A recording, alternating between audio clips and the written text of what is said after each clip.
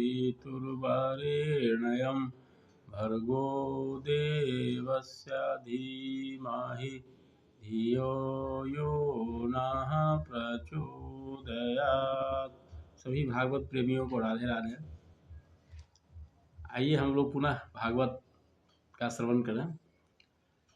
जब नारद जी ने सुना कि भौमासुर के कैद से 16,100 रानियां, जो वहाँ राजकुमारियों को बंद करके रखा था भौमासुर ने, मुक्त होने के बाद भगवान ने सबसे विवाह किया, तो उन्हें देखने की बड़ी इच्छा हुई कि भगवान 16,100 और 8 विवाह पहले का, तो 16,108 पत्नियों के साथ भगवान कैसे रहते हैं, ये बड़ी उत्कंठा हुई उन्हें देखने की। तो भगवान नारद जी द्वारिका आए और उन्होंने देखने की इच्छा से महलों में प्रवेश किया। सबसे पहले वे रुक्मिणी जी के महल में गए। यहाँ जानना यह आवश्यक है कि द्वारिका नगर बहुत ही सुसंपन्न था। वहाँ स्फटिक मणि और चांदी के 9 लाख महल थे। खूब सुंदर चौक चौराहा, गली बाजार, ये सब बड़े ही सुंदर बनाए गए थे। सब विश्वकर्मा जी ने उन्हें बनाया था। अनेक प्रकार के मंदिर थे वहाँ।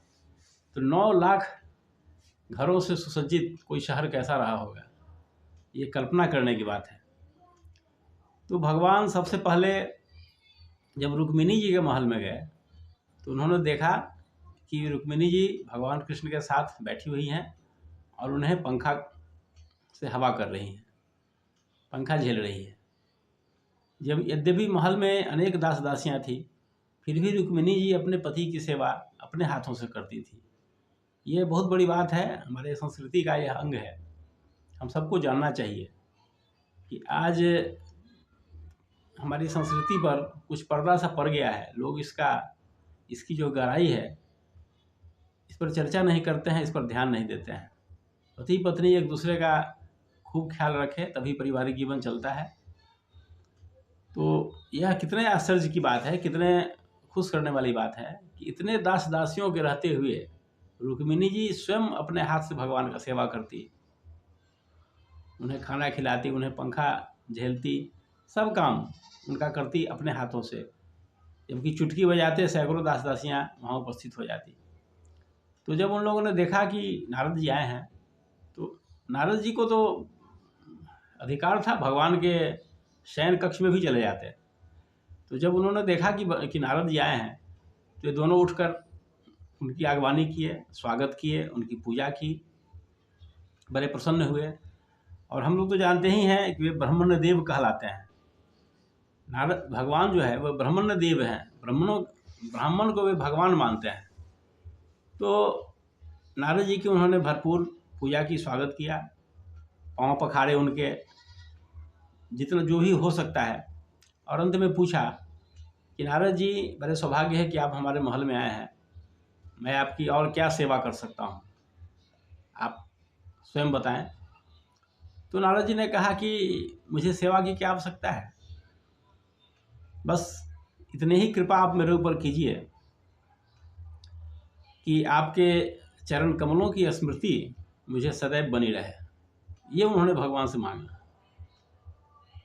कि मुझे आपके श्री चरणों की स्मृति हमेशा बनी रहे और जीवन में कुछ नहीं चाहिए हमें। तो भगवान बड़े प्रसन्न हुए उनकी बातों से। और नारद जी का तो उद्देश्य कुछ और था। नारद जी तो अभी तो एक ही महल में गए थे, उन्हें तो ये देखना था कि भगवान सभी महलों में क्या कर रहे हैं, कैसे रहते हैं, कैसे पत्नियों के साथ रहते हैं। तो उन्होंने भगवान से विदा मांगी और दूसरी महल की ओर प्रस्थान किए। फिर उन्होंने वहाँ क्या देखा कि वहाँ भी भगवान कृष्ण बैठे हुए हैं। तो उन्हें देखकर बड़ा आश्चर्य हुआ कि भगवान एक साथ सभी महलों में हैं। ये बात भी जानकारी की होनी चाहिए कि भगवान ने सभी राजकुमारियों के साथ, जिसे भौमासुर के कारागार से मुक्त किया गया था, सभी के साथ उन्होंने एक ही साथ एक ही समय विवाह किया था। एक ही सपरिवार उपस्थित थे। हर विवाह में उनके परिवार उपस्थित थे, उनकी माता उपस्थित थी। लेकिन माता खुद नहीं जानती थी कि भगवान की माया ऐसी थी कि उनकी माँ भी ये नहीं समझ पाई कि हम इस शरीर से हर महल में उपस्थित हैं, हर विवाह में हम शामिल हैं, वो भी नहीं समझ पाई। तो भगवान की माँ और सपरिवार सब एक ही समय सभी विवाह में उपस्थित थे, ये बहुत बड़ी बात है। तो यह सब देखने के बाद नारद जी फिर दूसरे महल में गए।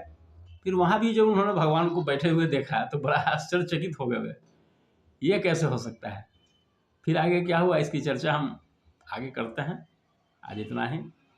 आपको अच्छा लगता हो तो आप सब्सक्राइब जरूर कीजिएगा, शेयर करके नव युवा वर्ग को, जिसे जेन जी कहते हैं, उसको सुनाना बहुत ज़रूरी है। भागवत की कथाएं, ये कथाएं जीवन को सही दिशा देती है। बस आज इतना ही। ओम शांति।